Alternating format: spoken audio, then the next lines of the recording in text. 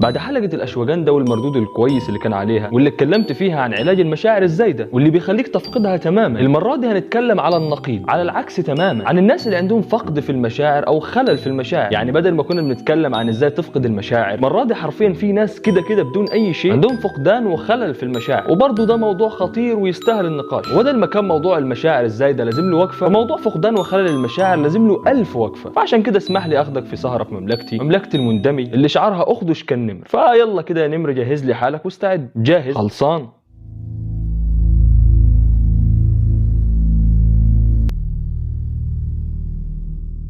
10% من الناس الطبيعية و85% من مرضى التوحد بيعانوا من حالة نفسية اسمها الالكسيزايميا او الالكسازيميا، ودي حالة المصاب بيها بيعاني من عدم الادراك للمشاعر، مش مدرك للمشاعر اللي عنده، وغير قادر على التمييز بين المشاعر، مش بيحس او بيشعر بالمشاعر الخاصة بيه، وبيوصل الامر انه غير قادر على تفسير تغيرات الجسم المفاجئة على انها ردود فعل عاطفية. يعني على سبيل المثال ساعات عند الخوف او الاثارة بيحصل تغير مفاجئ في الجسم زي زيادة سرعة دقات القلب مثلا. الشخص المصاب بالالكسيزايميا عادي بيشعر بدقات قلب بتتصارع، لكنه بيكون مش مدرك انها بتتصارع عشان الاحساس بالخوف والاثاره، وبالتالي مش بيفهم قلبه بيدق ليه بالسرعه دي، لان زي ما قلنا هو فاقد للشعور، فمش هيشعر بالخوف. بالتالي عدم ادراكه لمشاعره منطقيا يعني هيخليه غير قادر على التعبير عن مشاعره، لانه بالعقل يا مندمج ازاي الواحد هيعبر عن شيء هو مش حاسس بيه، مش مدرك ليه، وبناء عليه هيتحول هذا الشخص المصاب الى شخص صامت في اغلب الاوقات، لان اغلبيه الدنيا ردود فعل ومشاعر، فلو مفيش مشاعر مفيش كلام، وبالتالي هيكون صامت. وطبعا الحاله دي ليها سبب اللي هي الالكسيزايميا، يعني بتكون ناتجه عن ضغوط نفسيه واضطرابات نفسيه وصدمات نفسيه او عاطفيه، بس ده بالنسبه للناس العاديه. انما مرضى التوحد والانفصام والاكتئاب بيمروا بالحاله دي لاسباب مرضيه، يعني امراضهم النفسيه ربنا يحفظنا ويشفي الجميع هي اللي بتسبب لهم حاله الالكسيزايميا. لكن الناس العاديه زي ما قلنا بيكون زي ما ذكرنا يعني ناتج عن ضغوط وصدمات نفسيه وعاطفيه. هتقول لي يعني مندمج شويه الصدمات والضغوطات دي ممكن تعمل ده كله؟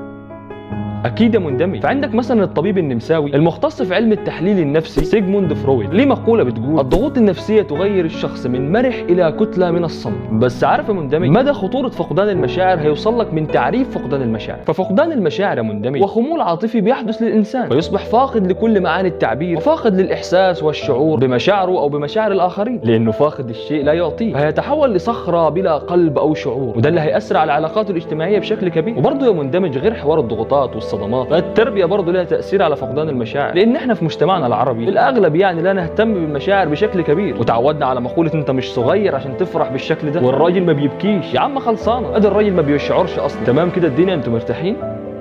لو انت مصاب بكل اللي اتقال ده انصحك تحاول تغير من ده قبل ما يتحول لمرض نفسي. غير من ده بانك تقنع عقلك الباطن انك لازم تشعر. احضر مناسبات فيها فرحه يا عم حتى لو مش حابب، واقنع نفسك انك لازم تفرح دلوقتي، لازم تشعر. برمج نفسك انك لازم دلوقتي تفرح، ولو كنت في واجب او عزا لازم تحزن. هي بالتعود وبالبرمجه بتيجي يعني، لان الامر حتى الان لم يتحول لمرض نفسي. ممكن كمان تتحدى نفسك في اكتر من شيء وكافئ نفسك في الاخر، وعند المكافاه لازم تقنع نفسك انك لازم تفرح دلوقتي. دلوقتي صاحبي صدقني الدنيا مش مستاهله. عارف يا عم انك مريت بضغوطات وصدمات، كلنا كده، بس هي الدنيا لازم نقضيها بالطول وبالعرض. وقبل ده كله خلي علاقتك مع ربنا حلوه وسيبها على الله. وبكده يا مندمج نكون وصلنا لنهايه السهره القصيره، واشوفكم في سهرات جديده باذن الله. وبس كده يا مندمج.